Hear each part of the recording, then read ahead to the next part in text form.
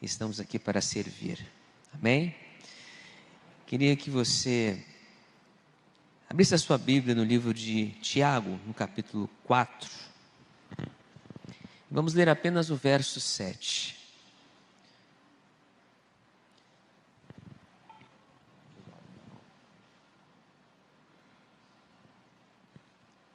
No final a gente faz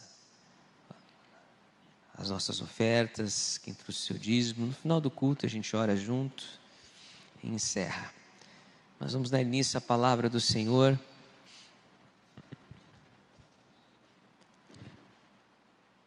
Para que ela venha falar aos nossos corações e vamos orar. Tiago 4:7, está no telão. Diz assim: sujeitai-vos, pois, a Deus, resisti ao diabo, e ele fugirá de vós. Vamos falar juntos? Vamos? Sujeitai-vos, Deus, resisti ao diabo, e ele fugirá de vós. Feche seus olhos nesta hora. Vamos orar?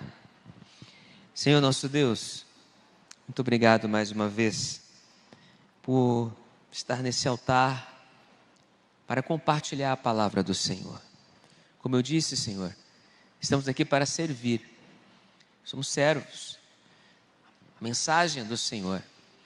Por isso, nos colocamos em total dependência do Senhor, para que a mensagem seja entregue conforme a tua vontade. Ao Senhor cabe convencer o homem do pecado, da justiça, do teu juízo. Por isso, Deus Santo, fique à vontade em nosso meio, para nos conduzir em meio à palavra, revelar aos nossos corações aquilo que ela deseja falar conosco, não o que queremos, mas o que precisamos. Ó Deus, vem encher esse lugar. Ó Deus, encher as nossas vidas e nos fazer transbordar da tua presença, para que em nome de Jesus, mediante a sua palavra revelada, nenhum de nós que aqui está, Senhor, saia da mesma forma que entrou. Tua palavra é fiel, é santa, é verdadeira. Uma vez lançada, ela não volta vazia. E eu sei que por esta palavra muitas coisas hoje aconteceram. Quanta correria no nosso trabalho. Às vezes achamos assim, acho que não vai dar tempo, mas o Senhor é bom. O inimigo até é a arma das dele, mas maior é aquele que está em nós do que aquele que está neste mundo. Mas acampa, ó Deus, os seus anjos ao nosso redor e nos dê teu livramento, a tua proteção e a tua provisão. E contra todas as armas do inimigo, contra todos os ardis de Satanás, repreenda-o, Senhor. Que nenhum dos seus astutos intentos, ó Deus, venha a nos alcançar, venha a cumprir os seus desígnios. Porque assim declaro, pelo poder que há no nome de Jesus. Amém. Podemos nos assentar. Queridos, é uma batalha. Eu não sei você, e eu creio que você também vive as suas, mas estamos em um propósito de oração na igreja, pelos amigos de oração, e temos orado também pelos jovens. Para quem pegou aí o nome dos jovens no último domingo aí, temos orado também por esses jovens. É tão bom quando a igreja ora, é tão bom quando a igreja se une em oração, pois é uma arma poderosa contra o inimigo. E esta palavra, apesar de curta, esse breve texto, escrito por Tiago, meio-irmão de Jesus, essa palavra tem um poder muito grande, porque ela revela algo muito importante para nós. Ela expressa de forma muito simples a fórmula para vencermos o inimigo, a fórmula para vencermos Satanás. Mas o problema dessa fórmula, meus irmãos e irmãs em Cristo, é que muitas vezes não funciona, para nós ou para muitos crentes, porque há dois itens aqui em sua execução que consiste, em atrapalhar isso. Se nós não cumprirmos, não tem jeito. Duas palavras. A primeira é sujeitai-vos, porque sujeitar aqui implica obedecer, obediência. A segunda palavra é resistir, pois isso implica perseverança. Então, para que essa fórmula funcione, eu preciso obedecer. Se eu substituir a palavra aqui dizendo, obedecei-vos, pois, a Deus, né? Resistir, persista, resista, né, ao diabo, e ele fugirá de vós. Porque essa é a batalha que ele tem travado conosco todos os dias. E não só ele. O inimigo das nossas almas é um dos itens. Temos que enfrentar as nossas concupiscências, fraquezas, as nossas limitações. Temos que enfrentar o mundo e temos que enfrentar o diabo. Tudo isso para que venhamos a permanecer firmes, seguindo em frente, mas não desanimem, porque por mais que essas coisas pareçam difíceis, nós temos hoje a nosso favor aquele que não perde batalhas. Por isso que a fórmula é simples, mas a sua execução nem sempre. E foi isso que o Senhor falou ao meu coração, quando ministrou esta palavra hoje, na verdade ontem. Mas na correria do dia a dia, a gente para, escreve um pouquinho, pensa, medita, vai escrevendo, até quando a gente termina e olha, eu acho que é isso. E o Senhor ministrou esta palavra ao meu coração. Mas você saberia dizer, mediante o que até aqui você ouviu, o que derrubou Adão e Eva? O que naquele dia, porventura, aconteceu que mudou a atitude do primeiro homem e da primeira mulher criada por Deus? E aí, nós vamos lá em Gênesis 3, no verso 1, a parte A, quando está escrito assim: ora, a serpente era mais astuta que todas as alimárias do campo que o Senhor Deus tinha feito. Bom, o resto você conhece, né? Mas o início do texto fala muita coisa. O texto está dizendo que a serpente era o bicho ali criado mais astuto. Há muito crente que brinca com a astúcia do diabo, que brinca achando que porque é crente, Satanás não tem mais como vencer, não tem mais como fazer nada contra nós. Aqui está o grande engano de muitos crentes. Como eu disse, a fórmula está aqui: sujeitai-vos, pois, a Deus, resistir ao diabo e ele fugirá de vós. Só que não é bem assim. E é por isso que temos que estar atentos, e foi por isso que o Senhor ministrou essa palavra ao meu coração. O poder de persuasão do diabo, meus amados, fez com que Eva olhasse para aquele fruto de uma forma diferente. Foi isso que aconteceu. Então, com muita sutileza, ele questiona a ordem de Deus, perguntando a Eva em Gênesis 3, a parte B agora do mesmo versículo, verso 1. É assim que Deus disse: não comereis de toda a árvore do jardim? Olha a sutileza. Eva, então, de forma ainda inocente, responde a Satanás com firmeza a ordem de Deus, mostrando aqui conhecimento da verdade. Mas Satanás usa a sua maior característica. Qual é a igreja? A mentira. Mentiroso. Pois assim como Deus é amor, e a palavra de Deus diz isso, que é algo intrínseco do Senhor, a Bíblia diz que Deus é amor em sua essência. Satanás também é mentiroso em sua essência, porque ele é chamado o pai da mentira pelo próprio Cristo em João 8,44. Naquela discussão com os fariseus ali, os mestres da lei, Jesus diz assim: vós tendes por pai o diabo, e quereis satisfazer os desejos de vosso pai. Ele foi homicida desde o princípio, e não se firmou na verdade, porque não há verdade nele. Não há verdade no diabo. Quando ele profere mentira, fala do que lhe é próprio, porque é mentiroso e pai da mentira. Então isso é intrínseco, é inerente, é o próprio diabo. A mentira é o próprio diabo. Então todo mentiroso, não escapa um, está influenciado pelo cão. Não tem jeito. Se você sofre desse mal, cuidado. Satanás está ao seu derredor, bramando como um leão, tentando te pegar. E é difícil, meus amados, porque quem infelizmente tem essa característica, precisa mudar, com urgência. Porque não tem como servir a dois senhores. A mentira, assim como o amor é uma característica de Deus, e quando nós expressamos esse amor, significa que Deus está conosco, aquele que vive da mentira é filho do diabo. E não foi eu quem disse, foi o próprio Jesus. E ele não parou por aí. Ele precisava sustentar agora a sua mentira. Então continuou seu discurso sutil, persuasivo e sofismático, conforme declara Gênesis 3:5.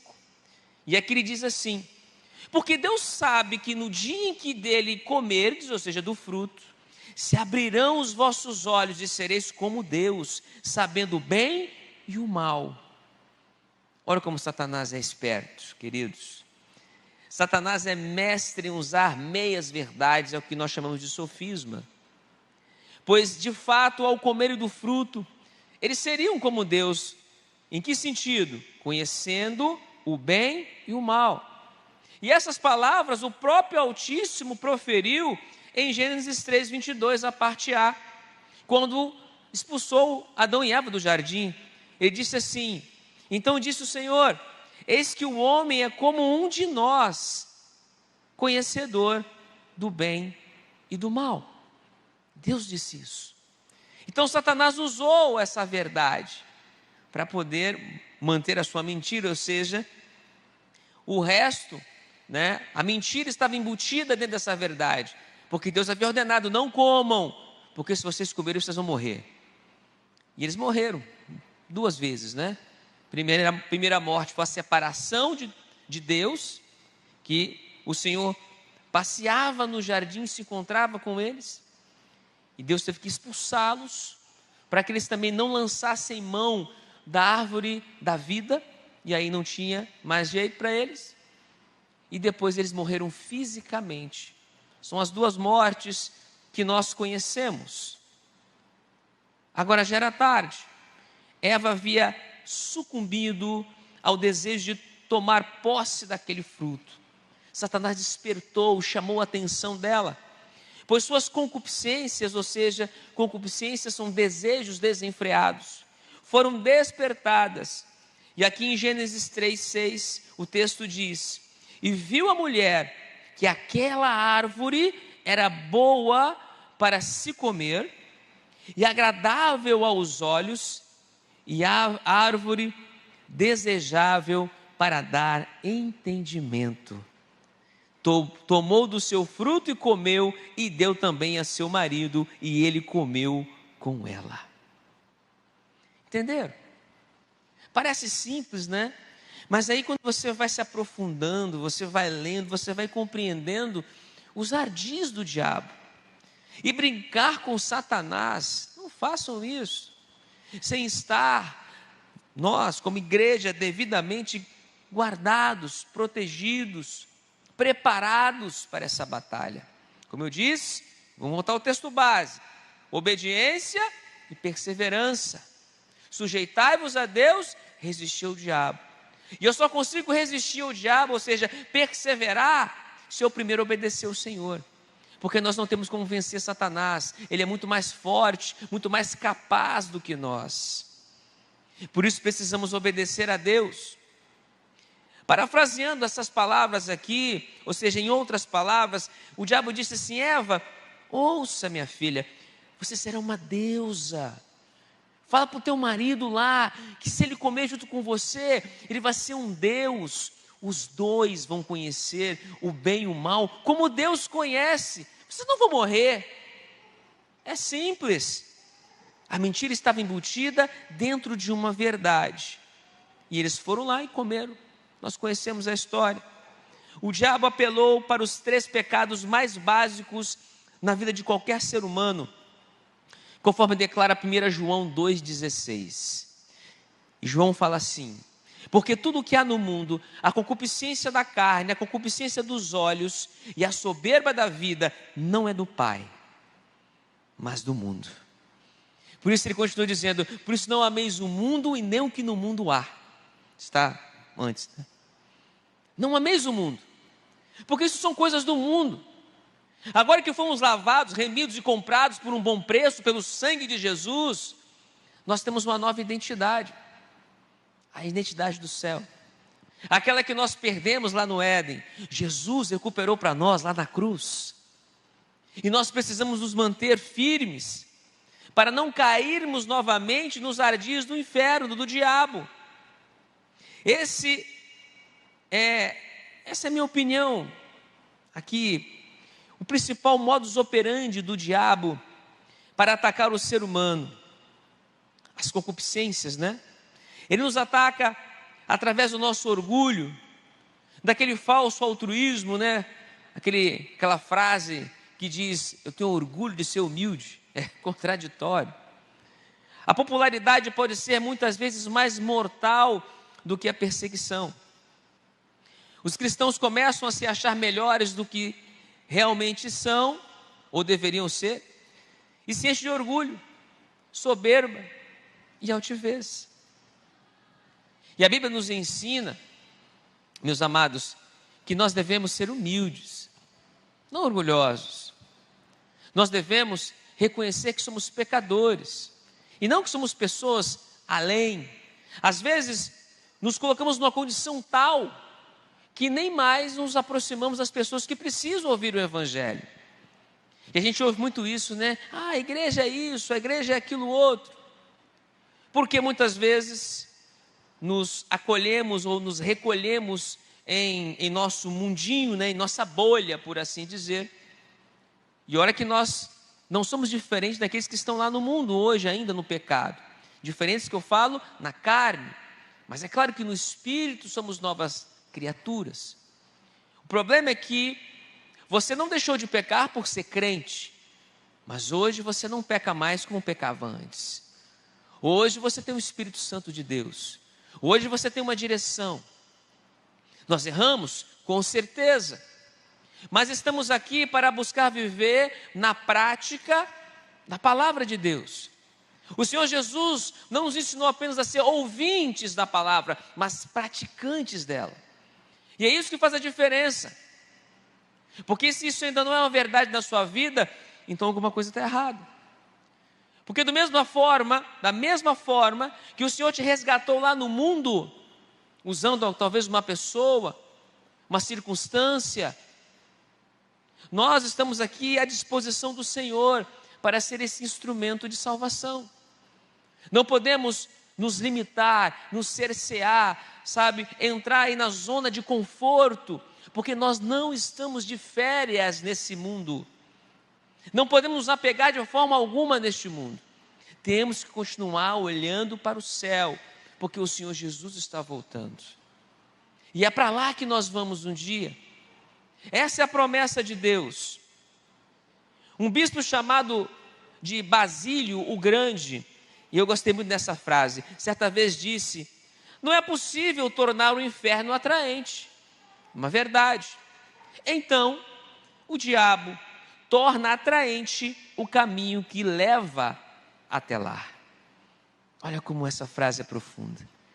Como o diabo não pode mudar a realidade do inferno, ele vai mudar o caminho que conduzirá muitos até lá. Basílio foi bispo de Cesareia, na Capadócia, hoje Turquia. E esse homem foi um dos mais influentes teólogos ao apoiar o credo de Nicéia. O que eu quero resumir para você aqui é o seguinte: Satanás é um grande marqueteiro. E dentre outras coisas, né? Fanfarrão, mentiroso, por aí vai. Mas o marketing é a marca dele. Ele sabe como enfeitar um caminho, ele sabe como enganar, ele sabe como ludibriar, ele sabe. É por isso que nós não devemos brincar de ser crentes, porque o diabo não brinca de ser o que ele é. Ele leva a sério porque ele já está condenado. E a função dele é levar junto com ele o maior número de pessoas possível. E nisso ele está sendo muito eficiente. Porque se nós não nos sujeitarmos a Deus, resistir a Ele, Ele não vai fugir de nós. Ele não vai bater em retirada da sua vida. Ele não vai parar de, perturbar o seu juízo. Isso ele não vai mesmo. Mas imagine se nós não nos sujeitarmos, não obedecermos, para que perseverando no tempo certo, Ele venha bater em retirada. Pense. É por isso que o Senhor nos chama a atenção nessa noite. Vamos aprender aqui 2 lições importantes para que essa fórmula, descrita em nosso texto base, funcione para nós. O tema dessa mensagem descreve a forma sutil com que Satanás age em nosso meio. O tema nos mostra, meus amados, um ataque sutil do diabo, que tenta nos desvirtuar da presença do Todo-Poderoso. Então, queridos, presta atenção no que o Senhor primeiramente vai falar. Em 1 Pedro 5,8 está escrito: sede sóbrios, vigiai, porque o diabo, vosso adversário, anda em derredor, bramando como leão, buscando a quem possa tragar. E com certeza Pedro sabia muito bem quem era o diabo, porque certa feita, ao tentar persuadir Jesus a desistir de ir para a cruz, que isso, Senhor, o Senhor não vai para a cruz? O que Jesus fala para ele? Para trás de mim, Satanás. Você não sabe o que você está falando, Pedro. Você está agindo agora como o meu inimigo. Pedro estava agindo como o próprio Satanás, quando, não entendendo o propósito de Jesus, queria impedi-lo de ir para a cruz. Infelizmente, essa é uma verdade. E quantas vezes uma coisa aparentemente boa pode ser algo ruim do ponto de vista do propósito de Deus? Quando não entendemos. Esses dias até mesmo eu ouvi, acho que era um pregador, ele falou algo interessante. Ele disse assim: às vezes é melhor um Judas que te vende com um beijo no rosto para que você cumpra o que precisaria cumprir, do que um Pedro que, tentando ajudá-lo, estava na verdade afastando da cruz. Pedro, tentando ajudar Jesus, o afastava da cruz. Judas, vendendo Cristo, beijando no rosto, traindo, o levava para a cruz. Complicado, mas é uma verdade. Não entendemos os planos de Deus, porque eles são mais altos. Por isso precisamos sujeitar. Precisamos, antes de entender, obedecer. Foi isso que eu disse na semana passada no texto. Obedecer nem sempre está de acordo, porque muitas vezes nós não entendemos a ordem, mas ela é clara. No caso de Adão e Eva era qual? Olha Adão e Eva, está vendo todas essas árvores aí? Estou vendo. Vocês podem comer de todas elas, mas aquelas que estão lá no centro, nelas vocês não podem tocar. E era interessante porque de todas as árvores, não imaginam o tamanho que era o jardim do Éden, mas elas ficavam bem no meio do jardim. E até aquele momento em que o diabo apareceu na forma daquela serpente, estava lá, tranquilo. Mas o diabo, com esse poder de persuasão, tirou os olhos de Adão e Eva daquilo que Deus havia dito, falado, ordenado, e mudou a rota, mudou a mente, mudança de mente. Por isso que Pedro está dizendo: sede sóbrios, vigiai, porque o diabo, vosso adversário, não é teu amigo, anda em derredor, bramando como leão, buscando a quem possa tragar. Então eu declaro aqui, queridos, essa é a primeira lição. A concupiscência da carne, a concupiscência dos olhos e a soberba da vida, igreja, são as brechas que Satanás vai usar, porque isso está presente em qualquer um de nós. para que você não obedeça e nem persevere. O diabo tem por estratégia nos atacar pelo nosso pecado, nossas falhas, nossas fraquezas, a fim de atingir o nosso bem mais precioso, nosso coração. Você lembra quando Jesus foi para o deserto? Em Mateus, no capítulo 4. A Bíblia fala que, após ser batizado, o Espírito leva Jesus ao deserto. Mas o Espírito Santo deserto, querido, é pedagógico para o crente. Porque quando Deus nos leva para o deserto, tem algo a nos ensinar, nós temos algo a aprender. Uma coisa eu tenho certeza: se você foi levado para o deserto, você está vivendo hoje, pelo Espírito Santo, Ele está ensinando você. Você vai sair desse deserto diferente. No final você vai ter um diploma, um crente renovado, transformado, uma pessoa melhor. Porque é isso que Deus faz conosco. Deus é Pai. Ele nos ensina, nos orienta, de uma forma que muitas vezes não entendemos. Por isso que precisamos obedecer. É confiar no Senhor. Ouça o que o livro de Provérbios fala a respeito do coração. Provérbios 4, no verso 23 ao 27, diz assim: sobre tudo que se deve guardar, guarda o teu coração, porque dele procedem as fontes da vida. Desvia de ti a falsidade da boca e afasta de ti a perversidade dos lábios. O próprio Cristo disse certa vez que nós teremos que dar conta de toda palavra ociosa, frívola, perversa, que sair dos nossos lábios no dia do julgamento. Toda palavra.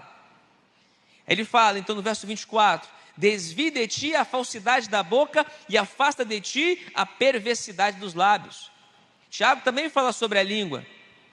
Os teus olhos olhem para frente e as tuas pálpebras olhem direto diante de ti. Lembra daquele episódio em que Pedro vai até Jesus, caminhando sobre as águas? E aí quando ele se distrai com o bramido das ondas, a tempestade, ele começa a afundar. Ele tira os olhos de Cristo por um momento. E eu ouvi também um raciocínio, um pensamento nesse momento em que Pedro estava afundando. E ele clama, grita por Jesus como se ele estivesse distante. Jesus estava ali diante dele, porque só foi Jesus estender a mão: vem cá, Pedro. Mas assim que o nosso coração se desvia, os nossos olhos se desviam do Cristo, nós afundamos, nós nos perdemos. Queridos, isso é muito sério. No verso 26 ele diz: pondera a vereda de teus pés, e todos os teus caminhos sejam bem ordenados.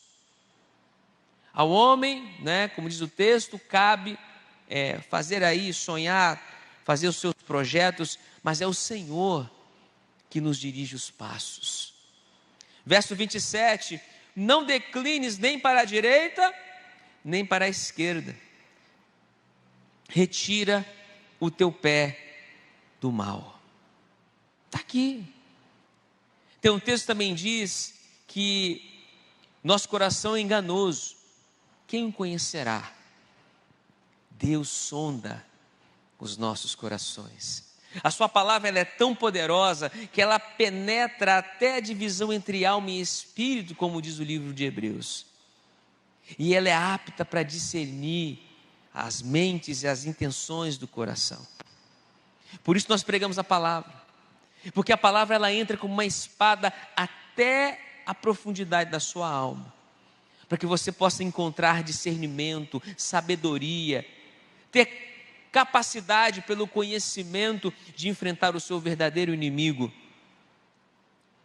Astutamente o inimigo vem até nós e diz: você é um inútil. Muitas vezes ele faz isso, quer nos humilhar. Você é um pedaço de nada. Deus nunca usaria alguém como você. Então, no alto da nossa soberba, pegamos a Bíblia e nos justificamos. Bem, não é bem assim, Satanás. A Bíblia diz que se eu confessar meu pecado, Deus é fiel, Ele perdoa os meus pecados e me purifica de toda iniquidade. 1 João 1,9. E a Bíblia também diz a meu respeito, Satanás, que ele usou as coisas tolas do mundo, as coisas que nada são, para envergonhar os sábios. 1 Coríntios 1, do verso 27 ao 29. Eu parafraseei, né? Fez um resumo. Então, acho que Deus me usará. Pois é. Tem muita gente que acha que porque fala língua estranha, entrega a profecia, é usado na cura, no milagre, numa maravilha, tem um dom, um talento, é alguém que pode fazer aí a diferença. Você até pode. O problema é que se você não tiver a sua vida de fato no altar de Deus, a Bíblia fala, Jesus disse isso, que naquele dia muitos dirão: mas Senhor, eu curei no teu nome. Senhor, mas eu profetizei no teu nome. Senhor, eu fiz milagres, expulsei demônios no teu nome. E o Senhor vai olhar para algumas dessas pessoas e dizer: apartai-vos de mim, malditos, não vos conheço. Porque muitos usam o nome de Jesus, mas não têm compromisso com Jesus. Muitos conhecem Jesus de ouvir falar. Por isso que Jó disse: antes os meus ouvidos ouviam, mas agora os meus olhos te veem. Ter um relacionamento com o nosso Senhor, queridos, não não pode ser tirado por menos, é uma necessidade. Sem santidade não veremos a Deus. Sem de fato ser conhecido por Ele, ter um relacionamento com Ele, não estaremos lá naquele grande dia. Deus conhece cada um de nós, porque quando Ele olha para mim e para você, Ele olha direto para o nosso coração. Então, queridos, espertamente, quando o diabo não consegue usar aí da humilhação, ele vai mudar a estratégia, vai mudar o modus operandi. Ele muda o ataque. Em vez de tentar nos derrubar, agora ele sussurra bem assim no nosso ouvido: ó, você é uma pessoa incrível, um homem, uma mulher incrível, sabe? Você é um homem, uma mulher virtuoso, virtuosa. Tudo que você faz, tudo que você diz é maravilhoso. Satanás adora bajular. Você é tão bom. E aí você acaba se derretendo por esta palavra. Você se enche de si mesmo, ou seja, se enche de orgulho. É nessa hora que ele te pega. A Bíblia nos diz que a soberba precede a ruína e a altivez do espírito precede a queda, conforme Provérbios 16, 18. Muitos homens de Deus, caíram por causa disso. E foi justamente esse o pecado que derrubou o próprio diabo do céu. Em uma alusão aqui em Isaías 14, do verso de 12 a 15, o texto diz, é uma interpretação, tá, igreja? Alguns não concordam com essa linha, mas eu acho ela bem interessante, porque o texto diz assim: como caíste desde o céu, ó estrela da manhã, filha da alva, como foste cortado por terra, tu que debilitavas as nações, e tu dizias no teu coração: eu subirei ao céu, acima das estrelas de Deus, exaltarei o meu trono, e no monte da congregação me assentarei aos lados do norte, subirei sobre as alturas das nuvens e serei semelhante ao Altíssimo. Olha que ousadia! E contudo, diz o Senhor, levado serás ao inferno, ao mais profundo do abismo. A queda do diabo foi anunciada. O texto acho que aponta para o rei de Tiro. Mas essa parte em que Isaías declara isso, ele foge ao contexto natural, né? Ele entra num contexto sobrenatural, usa aqui de uma figura de linguagem, e que nos mostra claramente, na minha opinião, humilde opinião, que ele está apontando para o diabo. Foi assim que ele caiu, porque ele quis ser semelhante ao Altíssimo, botar o trono lá no mesmo lugar que o Senhor. Deus não divide a sua glória com ninguém, e foi dessa forma que ele persuadiu Adão e Eva lá no paraíso. Essa é a primeira lição que temos que aprender. A segunda agora, Tiago revela a maior fraqueza do diabo, né, no nosso texto base, quando ele diz: sujeitai-vos, pois, a Deus, resisti ao diabo, e ele fugirá de vós. Está claro no texto. Sujeição é obediência, resistência é perseverança. O diabo é derrotado quando aprendemos a obedecer a Deus e a permanecer nele. Não é só obedecer uma vez ou outra, é sempre. Porque isso vai fazer diferença. Deus não se agrada dessa oscilação, não. Ele é o mesmo Deus que te trouxe até aqui neste dia. É o mesmo Deus que te fez vencer N batalhas. Essa que você está vivendo hoje vai ser mais uma vitória se você permanecer firme. Por isso não desista, não dê ouvidos ao diabo. Satanás não resiste a um crente fiel a Deus. Porque não é você, mas o que está em você é que vai fazer a diferença. Conforme a inspiração dada ao apóstolo Paulo pelo Espírito, ele escreveu em 2 Tessalonicenses 5, no verso 12 ao 24, para nos ensinar e admoestar. E aqui eu vou ler pausadamente, essa é a parte final da nossa mensagem. Está dizendo assim: sejam humildes e pacientes e cheios de amor. Verso 12: rogamo-vos, pois, irmãos, que reconheçais os que trabalham entre vós e que presidem sobre vós no Senhor e vos admoestam, e que os tenhais em grande estima e amor por causa da sua obra. Tende paz sobre vós, rogando-vos também, irmãos, que admoestais os desordeiros, consoleis os de pouco ânimo, sustenteis os fracos e sejais pacientes para com todos. Isso está do versículo 12 ao versículo 14. Sejam humildes, pacientes e cheios de amor.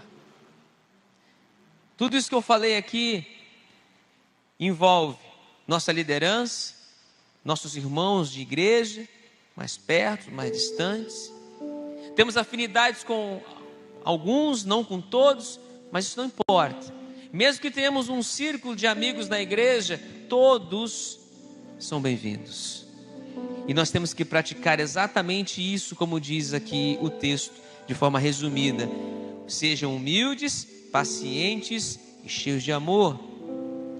No verso 15 está escrito: vede que ninguém dê a outrem mal por mal, mas segui sempre o bem, tanto uns para com os outros, como para com todos. Ou seja, sejam sempre praticantes da bondade. O que Paulo resume ou fala de uma forma mais explícita aqui, nesse contexto, é o fruto do Espírito, conforme está em Gálatas 5:22. Sejam alegres, verso 16, regozijai-vos sempre. Eu sei que às vezes dá vontade de chorar, reclamar, desistir, mas é como eu disse para você, talvez hoje tenha sido um dia difícil, e estar aqui foi complicado, mas você não chegou? Então alegra o teu coração. Daqui a pouco você vai para casa, você vai descansar, amanhã é outro dia que em nome de Jesus, Deus vai te dar a vitória.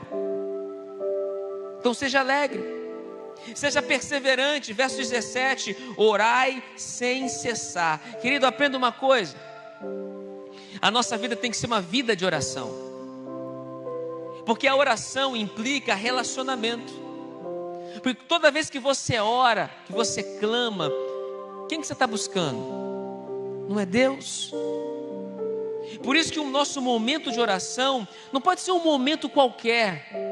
Não transforme o seu momento de oração numa conversa de boteco com Deus. Para com isso. Transforme esse momento em um momento de regozijo, de alegria. Busque no Senhor aquela paz que está faltando na tua vida. Busque no Senhor aquele equilíbrio, aquela centralidade. Sabe, tudo aquilo que está te faltando, aquela cura. Fala com Deus como com o seu amigo, com reverência e respeito, é claro. Mas fala, abra o teu coração, fale a verdade para Ele. Seja sempre grato, como diz o verso 18, em tudo dai graças, porque esta é a vontade de Deus em Cristo Jesus para convosco. Não extingais o Espírito. Paulo fala algo aqui que chega a assustar um pouco. Quer dizer, pastor, que eu posso extinguir o Espírito em mim se você for um murmurador? Sabe aquela pessoa que nunca é grata por nada? Nunca está satisfeito? Mas você olha, está sempre olhando para a grama do teu vizinho. Ela está sempre mais verde que a sua, né? Sabe por que ela está sempre mais verde? Porque o vizinho está cuidando da dele, você está olhando para dele e deixando a sua de lado. Cuida da sua grama, ou seja, cuida da sua vida. Você pode até se importar com a vida dos outros, mas é a sua vida que você precisa fazer a diferença primeiro. Eu aprendi uma coisa: se você quer mudar o mundo, não tente mudar as pessoas. A primeira pessoa que tem que ser transformada é você, sou eu. Eu tenho que olhar para dentro de mim, para que aconteça em minha mudança, e essa mudança possa ser vista pelos outros. É dessa forma. Tenha um discernimento de espíritos, conforme diz o verso 20: não desprezais as profecias.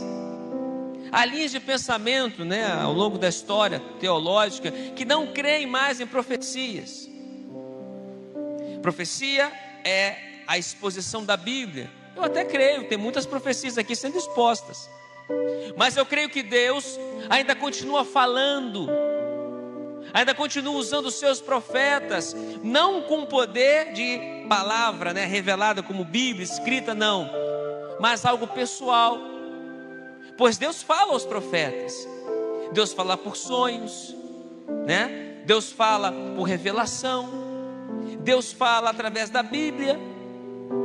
Deus, em sua multiforme graça, fala de diversas maneiras.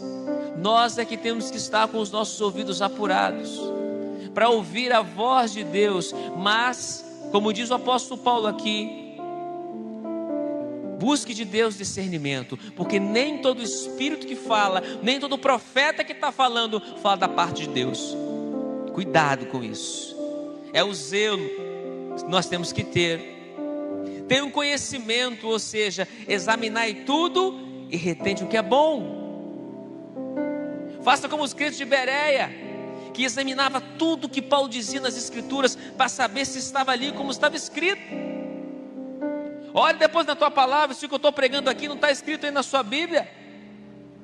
Olha os vídeos, se eu, pastor Diego, pastor Eldo, os pastores que pregam nesse altar, não pregamos a palavra de Deus.